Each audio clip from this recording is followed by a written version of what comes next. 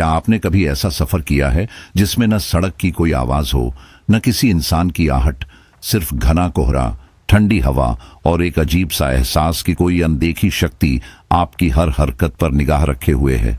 अगर नहीं, तो आज आप एक ऐसे ट्रक ड्राइवर की सच्ची और दिल दहला देने वाली आप बीती सुनने जा रहे हैं, जिसने दार्जिलिंग के एक खौफनाक हाईवे पर वो मंजर देखा जिसे सोचकर भी रूह कांप उठे।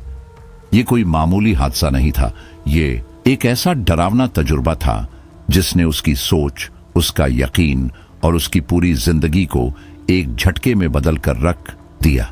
वो सवाल जो उस रात उसके भीतर गूंजने लगा, वो अब तक उसका पीछा नहीं छोड़ता। क्या वाकई कुछ चीजें इस दुनिया से परे भी मौजूद हैं? नमस्कार मेरे प्यारे यूट्यूब के सब्सक्राइबर साथियों, राज की बात में आपका स्वागत है, जहां डर और रहस्य की परतें धीरे धीरे खुलती हैं। और हाँ, जो भी लोग पहली बार इस चैनल पर आए हैं या हमारे पुराने साथी जो अब तक इस परिवार का हिस्सा नहीं बने हैं, तो अभी उस लाल बटन को दबाइए। सिर्फ एक क्लिक और आप दिल और दिमाग से इस कहानीकार परिवार का हिस्सा बन जाएंगे। आपका स्वागत है। जल्दी से सभी लोग नीचे कमेंट बॉक्स में अपना नाम लिखें। ये भी बताएं कि हमारी कहानियां आपको कैसी लगती हैं। आपका एक कमेंट, एक सब्सक्राइब मेरे लिए एक नई प्रेरणा बन जाता है। तो चलिए बिना समय गंवाए आज की कहानी शुरू करते हैं। लेकिन एक चेतावनी है, आज की कहानी आपको एक ऐसी सच्ची घटना की ओर ले जाएगी जो एक भूतिया हाईवे पर घटी और जिसमें एक ट्रक ड्राइवर ने आधी रात के अंधेरे में उस चीज का सामना किया जिसे देखने के बाद अक्सर लोग जिंदा नहीं बचते। तो हेडफोन लगाइए, लाइट बंद करिए और तैयार हो जाइए उस डरावनी यात्रा के लिए। लेकिन सावधान रहिए, क्योंकि हो सकता है कहीं कोई आपको इस वक्त भी देख रहा हो। दार्जिलिंग की वो रात कुछ अलग थी। आसमान पर बादल मंडरा रहे थे और एक अजीब सी सिहरन देने वाली ठंडी हवा चल रही थी। चारों ओर फैला हुआ कोहरा इतना घना था कि ट्रक की हेडलाइट भी मुश्किल से कुछ मीटर तक ही रोशनी पहुंचा पा रही थी। मैं नीरज एक ट्रक ड्राइवर हूं। उस रात मैं पहाड़ी रास्तों से होते हुए चाय की पेटियां लेकर बंगाल की खाड़ी की ओर जा रहा था। यह एक आम रात जैसा ही होना चाहिए था, लेकिन किस्मत ने उस दिन मेरे लिए कुछ और ही तय कर रखा था। घड़ी ठीक रात के 12 बजा रही थी। हाईवे सुनसान था, बिल्कुल वीरान। ट्रक की गति करीब 40 से 50 किलोमीटर प्रति घंटा थी, क्योंकि माल भारी था और पहाड़ी रास्तों पर तेज रफ्तार जानलेवा हो सकती थी। दोनों ओर लंबे घने पेड़ खड़े थे, जिनकी शाखाएं कोहरे में किसी भूतिया आकृति जैसी लग रही थी। हवा के झोंकों से पत्तियों की सरसराहट एक ऐसी आवाज पैदा कर रही थी जैसे कोई आपको धीमे धीमे पुकार रहा हो। दूर कहीं उल्लू की आवाज गूंज रही थी और ट्रक का इंजन भारी आवाज में घर घर करता आगे बढ़ रहा था। मैं बार बार घड़ी देख रहा था, मन यही सोच रहा था कि यह सफर जितनी जल्दी खत्म हो उतना बेहतर। तभी मुझे सड़क के किनारे एक पुराना ईसाई कब्रिस्तान दिखाई दिया। वही कुख्यात कब्रिस्तान जिसके बारे में मैंने अनगिनत डरावनी कहानियां सुनी थीं। कहा जाता है ये जगह मौत का दरवाजा कहलाती है। लोग बताते हैं कि यहां रात के बाद जो भी फंसता है वह सुरक्षित नहीं लौटता। कई ट्रक ड्राइवरों के अचानक गायब हो जाने की बातें भी मैंने सुनी थीं, लेकिन उन्हें मैं हमेशा अंधविश्वास समझता रहा। मैं खुद को यही समझा रहा था कि यह सब केवल अफवाहें हैं। पर उस रात कुछ तो था जो अलग महसूस हो रहा था। जैसे ही मैं उस कब्रिस्तान के पास पहुंचा, एक अजीब सी सर्द हवा ने मुझे घेर लिया। यह ठंड सामान्य नहीं थी, ये मेरे शरीर के आर पार हो रही थी, हड्डियों को सुन्न कर रही थी। मेरी रियर व्यू मिरर में अचानक हलचल सी दिखी, जैसे कोई पीछे बैठा हो।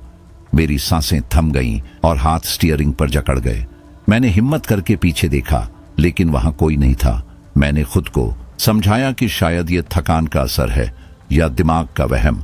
लेकिन तभी मेरी नजर फिर से कब्रिस्तान की ओर गई और वहां जो मैंने देखा उसने मेरी आत्मा को झकझोर कर रख दिया। एक ताबूत धीरे धीरे अपने आप खुल रहा था। पहले तो मैंने सोचा कि शायद हवा का असर हो, लेकिन उस समय हवा पूरी तरह शांत थी। न पेड़ हिल रहे थे, न पत्तियां। फिर मैंने देखा ताबूत का ढक्कन धीरे धीरे ऊपर उठ रहा था और अंदर से एक सफेद साया बाहर निकल रहा था। वह आकृति पहले धुंधली थी, लेकिन फिर धीरे धीरे साफ होती गई। सफेद साड़ी पहने, लंबे काले उलझे बाल, पीली सी त्वचा और आंखें। वो आंखें पूरी तरह सफेद थीं, बिना पुतलियों के, एक खालीपन लिए हुए। उसकी साड़ी इतनी गंदी थी मानो सालों से धोई नहीं गई हो। चेहरे पर कोई भाव नहीं था, फिर भी उसकी मौजूदगी इतनी भारी थी कि सांस लेना मुश्किल हो गया। मेरा शरीर पत्थर की तरह जड़ हो गया। उंगलियां स्टीयरिंग पर जम गईं और मेरी धड़कन जैसे रुक सी गई थी। उस साए ने मेरी ओर देखा और उसकी तरफ से एक सर्द फुसफुसाहट आई, तू भी नहीं बचेगा। मुझे होश तब आया जब ट्रक का इंजन झटका देने लगा।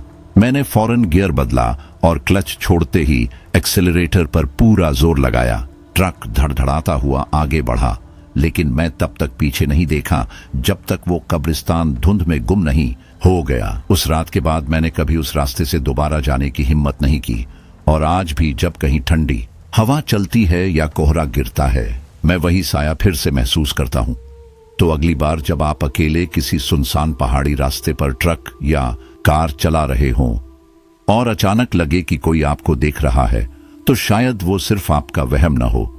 शायद वो वहीं कहीं छुपा हो, आपके इंतजार में। मैं किसी तरह खुद को संभालने की कोशिश कर रहा था, पर अब डर मेरी रगों में दौड़ने लगा था। हाथ पांव बुरी तरह कांप रहे थे। जैसे ही मेरा ट्रक उस पुराने बदनाम कब्रिस्तान के पास पहुंचा, एक अजीब बेचैनी ने भीतर ही भीतर मुझे जकड़ लिया। हवा में अचानक ठंडक घुल गई थी, जैसे किसी ने माहौल की सारी गर्मी खींच ली हो। चारों ओर घना चुप साधे कोहरा था। हाईवे तक नजर नहीं आ रहा था। ट्रक की हेडलाइट्स अंधेरे को चीरने की कोशिश कर रही थीं, लेकिन उनका प्रकाश उस कब्रिस्तान के काले रहस्यमय सन्नाटे में जैसे गुम हो जा रहा था। मैं मन ही मन खुद को समझा रहा था, कुछ नहीं है, बस तसव्वुर है, डर मत। मगर मेरे हाथ स्टीयरिंग पर पसीने से भीग चुके थे, जैसे किसी अदृश्य ताकत ने मुझे जकड़ रखा हो। फिर मेरी नजर कब्रिस्तान के एक कोने पर पड़ी। वहां एक पुराना सड़ा गला ताबूत पड़ा था। पहले मैंने उसे नजरअंदाज करने की कोशिश की, बस कोई टूटा फूटा सामान होगा, मैंने खुद से कहा। लेकिन तभी ताबूत हिलने लगा, बहुत धीमे मगर साफ। मेरी रीढ़ की हड्डी में सिहरन दौड़ गई, सांस जैसे रुक सी गई। मैं स्टीयरिंग पर जमकर बैठ गया, आंखें चौड़ी, दिल धक धक करता हुआ। ताबूत का ढक्कन थोड़ा थोड़ा सरकने लगा, फिर और खुला। ये कैसे हो सकता है? मैंने बुदबुदाते हुए खुद से पूछा। आवाज खुद मेरी ही सुनाई नहीं दी। एक सरसराहट, बहुत धीमी, जैसे कोई सांसों में कुछ फुसफुसा रहा हो, मेरे कानों में गूंजने लगी। मैं पूरी तरह जड़ हो गया था, जैसे मेरे शरीर ने मेरा साथ छोड़ दिया हो। और फिर ताबूत से एक औरत निकली। धीरे धीरे उसके बाल लंबे और उलझे हुए थे, जो आधे चेहरे को ढक रहे थे।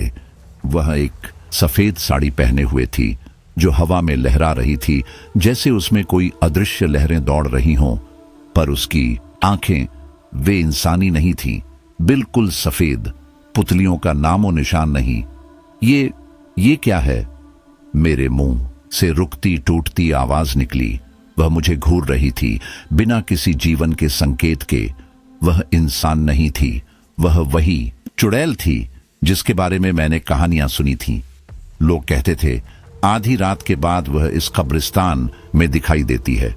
मेरी आंखें उससे हट नहीं रही थीं। दिमाग चिल्ला रहा था, भाग, ट्रक ले और निकल जा। लेकिन शरीर जैसे किसी और के कब्जे में था।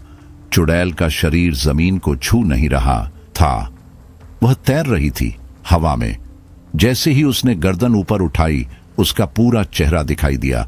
मेरा खून ठंडा हो गया। उसका चेहरा झुलसा हुआ था, जैसे किसी ने उसे आग में झोंक दिया हो।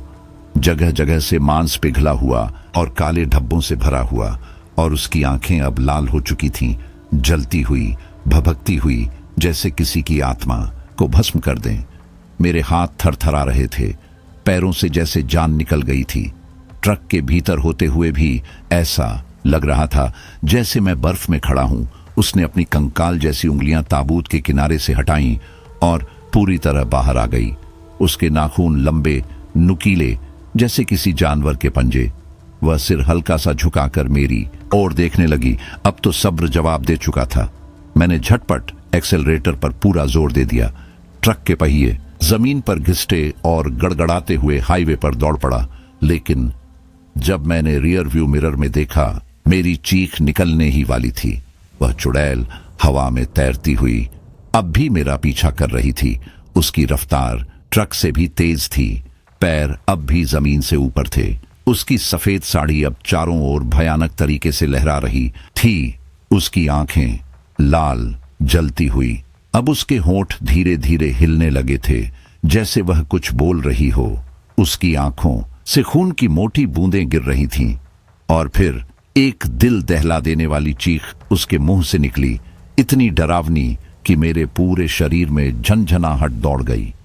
ट्रक का शीशा उसकी चीख से हल्का सा कांप उठा। मैंने फिर एक्सेलरेटर दबाया, जैसे जान बचाने का यही आखिरी मौका हो। मगर अब मुझे एहसास हुआ ट्रक अब मेरे काबू में नहीं था। स्टीयरिंग खुद ब खुद बाएं दाएं घूमने लगा, मेरे हाथों से फिसलता जा रहा था। और तभी ट्रक के सामने के शीशे पर खून से कुछ लिखा जाने लगा। अब तुम्हारी बारी है। मेरी सांस जैसे वहीं थम गई। ये खून, ये कौन लिख रहा है? मैंने कांपते हाथों से शीशा साफ करने की कोशिश की, लेकिन खून की लकीरें और गाढ़ी होती जा रही थीं। और फिर वह चुड़ैल अब सड़क के बीचों बीच खड़ी थी, सीधे मेरे ट्रक के सामने। उसकी आंखों में एक डरावनी खौफनाक चमक थी। मैंने ब्रेक मारना चाहा, बट मेरे पैरों ने जवाब दे दिया था। ट्रक सीधे उसकी ओर बढ़ रहा था और अगले ही पल वह हवा में उड़ते हुए ट्रक की छत पर आ गिरी। ठक ठक ठक, छत पर जैसे कोई नंगे पैर दौड़ रहा हो। मेरा रोम रोम खड़ा हो गया। अब मैं पक्का मान चुका था, मैं इस रात से जिंदा बाहर नहीं निकल पाऊंगा। उंगलियां सुन्न पड़ चुकी थीं, लेकिन किसी तरह फिर से एक्सेलरेटर को पूरी ताकत से दबाया। ट्रक गड़गड़ाते हुए दौड़ने लगा, लेकिन मेरा दिल अब भी कह रहा था, मैं सुरक्षित नहीं हूं। मैंने पीछे देखने की कोशिश की, बट मेरी आंखें डर के मारे बंद थीं। फिर हिम्मत करके एक बार रियर व्यू मिरर में देखा। मेरी आत्मा कांप उठी। वह चुड़ैल अब भी मेरे पीछे थी, हवा में तैरती हुई। ट्रक के पीछे पीछे उसकी सफेद साड़ी अब किसी भूतिया धुएं की तरह दिख रही थी। उसकी आंखों से अंगारों जैसी लाल रोशनी निकल रही थी। उसका चेहरा किसी इंसान का नहीं था। वह झुलसा हुआ, सड़ा गला, खून टपकाता चेहरा। और मेरी स्पीड अब 90 किलोमीटर प्रति घंटा थी। फिर भी मैं जानता था ये काफी नहीं है। ट्रक की रफ्तार अपने चरम पर थी, लेकिन वो चुड़ैल अब भी पास आती जा रही थी, जैसे जमीन से ऊपर तैर रही हो, जैसे गुरुत्वाकर्षण का उस पर कोई असर ना हो। उसकी चाल में कोई आवाज नहीं थी, सिर्फ एक अजीब सी चुप्पी जो दिल की धड़कनों को और तेज कर रही थी। मेरा शरीर पसीने से भीग चुका था। हाथ स्टीयरिंग पर ऐसे जमे थे जैसे उन्हें वहां से हटाना नामुमकिन हो। दिल इतनी जोर से धड़क रहा था कि लगा अभी फट पड़ेगा। और तभी एक बर्फ सी ठंडी लहर मेरी पीठ से होती हुई पूरे शरीर में दौड़ गई। मेरी नजरें अचानक ट्रक के सामने वाले शीशे पर टिक गईं। कुछ था वहां, खून की गाढ़ी भारी बूंदें शीशे पर गिरने लगीं। एक एक करके शब्द बनने लगे, अब तुम्हारी बारी है। मेरी सांस अटक गई। यह क्या हो रहा था? खून कहां से आ रहा था? कौन लिख रहा था ये? मैंने कांपते हाथों से शीशे पर हाथ फेरा। उम्मीद की थी कि सब साफ हो जाएगा, पर खून और भी गाढ़ा हो गया। बूंदें अब नीचे टपकने लगी थीं, जैसे कोई अदृश्य ताकत यह संदेश मेरे लिए छोड़ रही हो। मैं पूरी तरह कांप रहा था, लेकिन यह तो बस शुरुआत थी। फिर छत पर आवाज आई, थक थक थक। ऐसा लगा जैसे कोई भारी चीज वहां चल रही हो। मेरी सांस जैसे रुक गई हो। पैरों की आवाज साफ सुनाई दे रही थी, ट्रक की छत पर इधर उधर दौड़ते हुए। कोई है वहां ऊपर, मैंने खुद से फुसफुसाकर कहा, लेकिन दिल नहीं माना कि यह सिर्फ कल्पना हो। मैंने डरते डरते रियर व्यू मिरर में झांका और जो देखा वो मेरी रूह तक को कंपा गया। वो चुड़ैल अब ट्रक की छत पर थी। उसका शरीर हवा में लटका हुआ था, जैसे गुरुत्वाकर्षण का कोई असर नहीं। उसकी हड्डी जैसे पतली उंगलियां छत की लोहे की सतह को खुरच रही थीं। खर्र खर्र, जैसे छत पर मौत खुद आ बैठी हो। उसकी आंखें जली हुई सी, काली, गहरी, सीधे मेरी आंखों में झांक रही थीं। मैं चाहता था कि यह सब सिर्फ एक डरावना सपना हो, लेकिन मेरे आसपास की सच्चाई चीख चीख कर कह रही थी, नहीं, ये सब हकीकत है।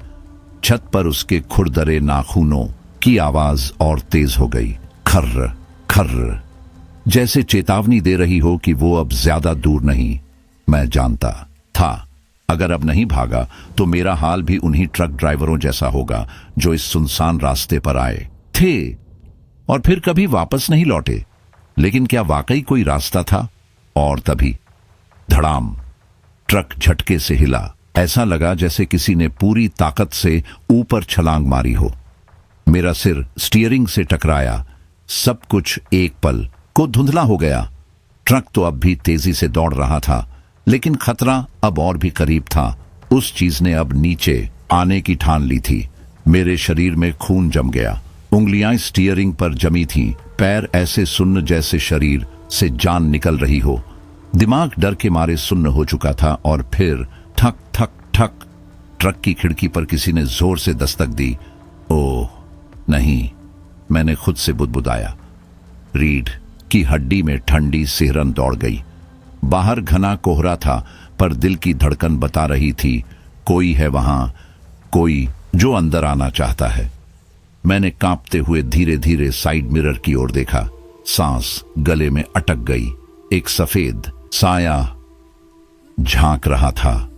उसकी जलती हुई लाल आंखें मुझे घूर रही थीं। उसके लंबे कंकाल जैसे हाथ खिड़की के कांच पर खरोंच रहे थे। नाखून इतने नुकीले कि कांच पर गहरी लकीरें बन गई थीं। किट किट किट, शब्द नहीं, सिर्फ आवाज, लेकिन इतनी पैनी कि जैसे कानों को चीर दे। मेरी उंगलियां स्टीयरिंग से फिसलने लगीं। तभी एक और खौफनाक चीज हुई। ट्रक के अंदर अचानक हार्ट कंपा देने वाली ठंड फैल गई। मेरी सांसें भाप बनकर बाहर निकल रही थीं। हाथ पैर बर्फ जैसे हो चुके थे। ऐसा लग रहा था जैसे किसी ने मेरी रूह तक से गर्मी खींच ली हो। मैं अब भी उसी खिड़की को देख रहा था जहां वो साया अब और पास आ गया था। फिर वही खून। शीशे पर दोबारा कुछ लिखा जाने लगा, अब तुम्हारी बारी है। इस बार मेरा शरीर पूरी तरह जड़ हो गया। मैं बस देख रहा था। कुछ भी कर पाने की ताकत नहीं बची थी। और फिर धड़ाम, कोई भारी चीज एकदम से छत पर गिरी। दिल बेकाबू हो गया। फिर ठक ठक ठक, कोई चल रहा था मेरी खिड़की की सीध में, जैसे नीचे झांकने ही वाला हो। मेरे शरीर ने जैसे मेरा साथ छोड़ दिया था। हिलना तक मुश्किल हो गया।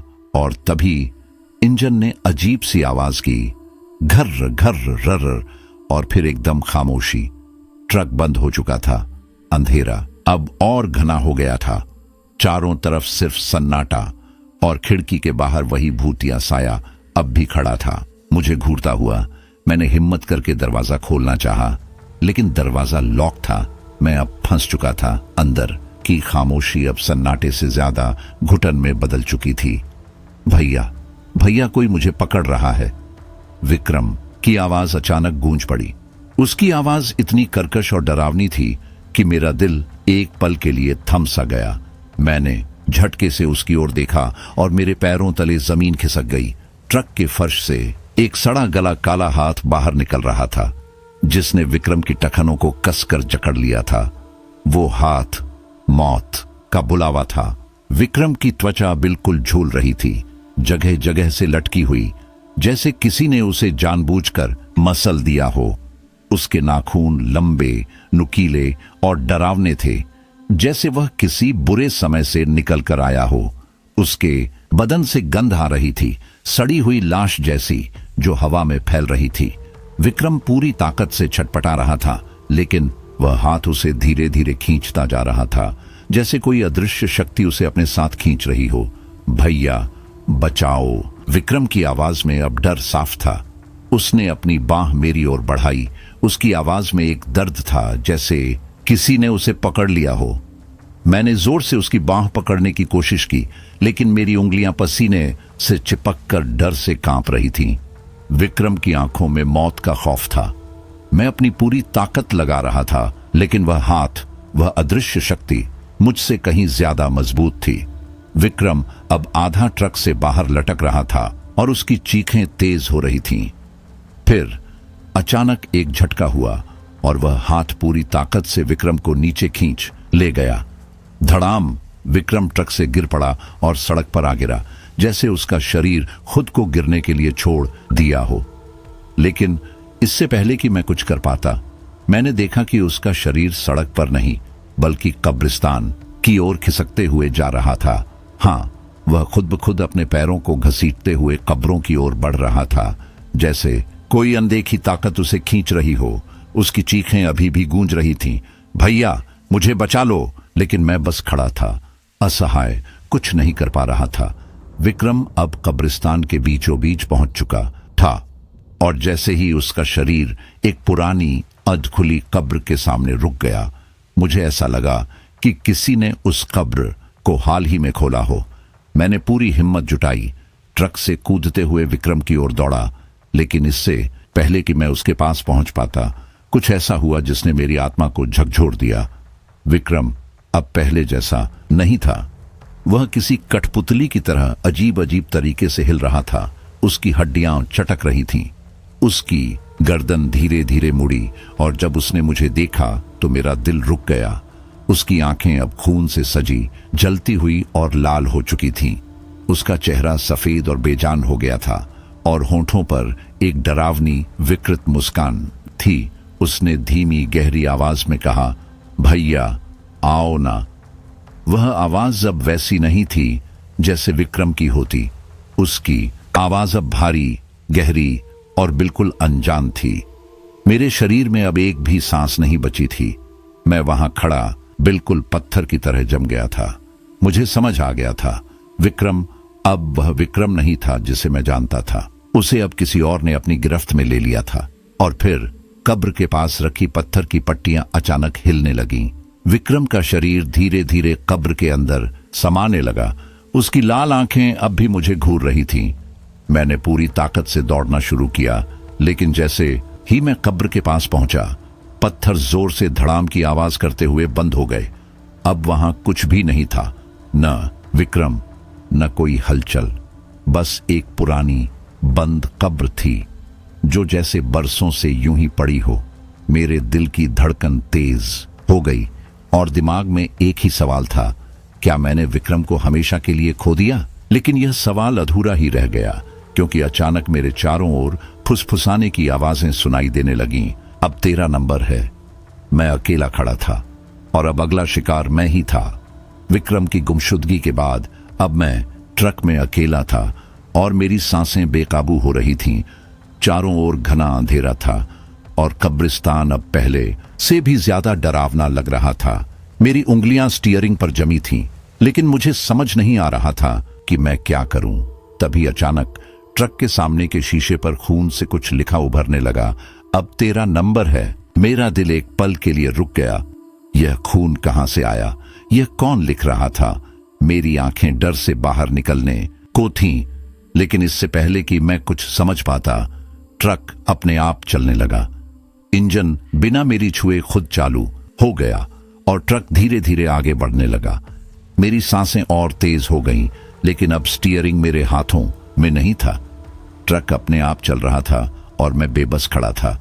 मैंने पूरी ताकत से ब्रेक दबाने की कोशिश की, लेकिन पैडल जाम हो चुका था। अब ट्रक के चारों ओर अजीब सी आकृतियां दिखने लगी, जो कोहरे में सफेद साए की तरह हिल रही थीं। उनकी लंबी पतली उंगलियां ट्रक की ओर इशारा कर रही थीं। कानों में एक के बाद एक रहस्यमयी फुसफुसाने की आवाजें आ रही थीं। अब तेरा समय आ गया। आवाजें गहरी और खौफनाक थीं, जैसे सैकड़ों आत्माएं मुझे बुला रही हों। तभी अचानक ट्रक के अंदर भयानक ठंड बढ़ने लगी। इतनी ठंड कि मेरी उंगलियां स्टीयरिंग से चिपक गईं। मेरी हर सांस सफेद धुएं की तरह निकल रही थी। हवा इतनी भारी हो गई थी जैसे कोई मेरी गर्दन को कसकर पकड़ रहा हो। फिर अचानक धड़ाम, ट्रक का दरवाजा जोर से बंद हो गया। मैंने झटके से इधर उधर देखा और पाया कि दरवाजे पूरी तरह से लॉक हो चुके थे। अब मैं यहां फंसा हुआ था, एक चलते हुए ट्रक में, जो मुझे किसी अज्ञात अंधकार की ओर खींच रहा था। फिर अचानक एक आवाज आई, एक गहरी भयानक हंसी। हाँ हाँ हाँ, वह हंसी धीरे धीरे गूंजती हुई बढ़ने लगी, जैसे कोई मेरी बेबसी का मजाक उड़ा रहा हो। मैंने कांपते हुए रियर व्यू मिरर में देखा, और जो देखा उसने मेरी आत्मा तक हिला दी। मेरी सीट के ठीक पीछे एक सफेद साड़ी में लिपटा हुआ साया बैठा था। वह धीरे धीरे अपना सिर झुका रहा था। मेरी उंगलियां अकड़ गईं, सांसें रुक गईं और मेरी आवाज भी रुक गई।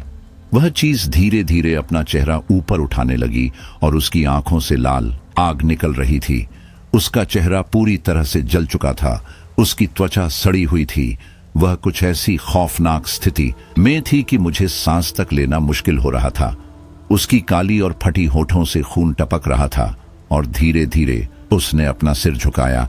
फिर एक भयावह फुसफुसाहट उसकी आवाज में गूंजने लगी, अब तू बच नहीं सकता, अब मेरे पास कोई रास्ता नहीं है। मेरी अंगुलियां स्टीयरिंग व्हील पर कसकर लटक चुकी थीं। पूरा शरीर जैसे किसी डर की वजह से सुन्न हो गया हो, लेकिन मुझे यह एहसास हो चुका था कि डरने से अब कोई फायदा नहीं होगा। मेरे पीठ के पीछे जलते हुए चेहरे वाली वह चुड़ैल जैसे मुझे निगलने को तैयार हो। अपनी सर्द सांसें मेरी गर्दन पर महसूस हो रही थीं। उसकी फुसफुसाती हुई आवाज कानों में गूंज रही थी, अब तू मेरा है। मैं जानता था मैं इस अंधेरे में खोकर कभी नहीं बच पाऊंगा, लेकिन भागने के अलावा मेरे पास और कोई रास्ता नहीं था। बिना एक पल गंवाए मैंने पूरी ताकत से एक्सीलेटर पर पैर मारा। ट्रक एक जोरदार झटका लेकर चल पड़ा और उसकी हेडलाइट्स अचानक इतनी तेज हो गईं कि जैसे अंधेरे में छुपी सारी परछाइयां एक झटके में गायब हो गईं। मुझे लगा जैसे कुछ समय के लिए समय थम सा गया हो, लेकिन फिर अचानक उस चुड़ैल ने एक दर्दनाक चीख मारी जो मेरे कानों में घंटियों जैसी गूंजने लगी। मैं रियर व्यू मिरर में देख रहा था और वह चुड़ैल अपने जलते हुए हाथों से अपनी आंखों को ढक रही थी, जैसे रोशनी से वह जल रही हो।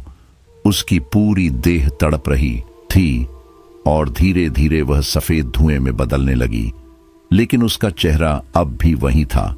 जलती हुई आंखें, झुलसा हुआ मांस और खून से सने हुए होंठ। ट्रक अब कब्रिस्तान से बाहर आ चुका था और पूरी रफ्तार से हाईवे की ओर बढ़ रहा था, लेकिन मेरे दिल की धड़कनें अब भी उसी तेजी से दौड़ रही थीं।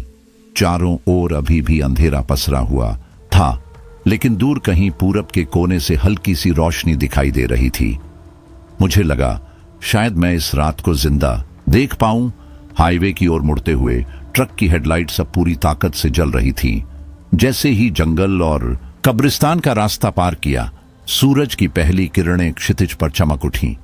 हल्की गुलाबी रोशनी ने अंधेरे को पीछे धकेल दिया और मेरी सांसों में कुछ राहत आई। मैंने गहरी सांस ली, जैसे मौत के मुंह से निकलकर फिर से जिंदगी में लौट आया हूं। कुछ देर बाद ट्रक को धीमा करते हुए मैंने रियर व्यू मिरर में देखा। हाईवे सुनसान था और वहां कोई भी परछाई नहीं थी।